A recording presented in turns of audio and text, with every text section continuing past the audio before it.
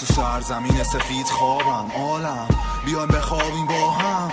اینجا پنگوانا رو برفن، هر پس تو تختم، من رو ابرا تو قلتم. فشار آب شار زیاد نی، آب تنی حال میده غار سیاه نی. ستاره ها رو تو روزم میبینی، شب چیه تاریجه تو زودم میمیری.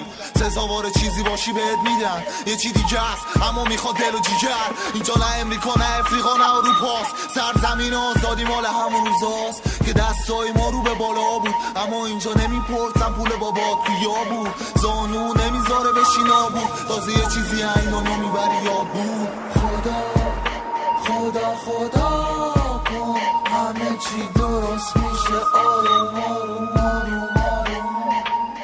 رویام دنیام خدا بود، حتی وقتی خوبه خوبه خوب بودم.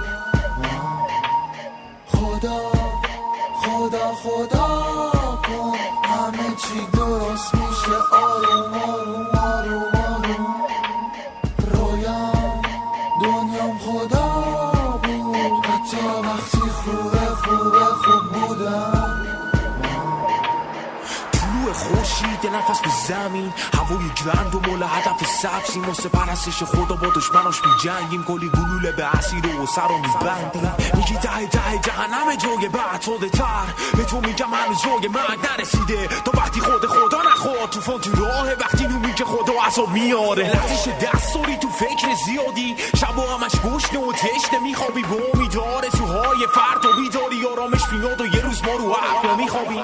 آزاد شدن و سرای جفتان ما، حالات خدا ومه ما میزنه چون اشکالی تو کار. میگی احساسی تو کار نیست و انسانیم تو بازی، مثل اجدا تو آتیش را میری توی خوابی. خدا خدا خدا کن همه چی درست میشه آروم آروم آروم آروم. رویام دنیام خدا بود، حتی وقتی خوبه خوبه خوب بودم. خدا خدا خدا کن همه چی درست میشه آروم آروم آروم آروم.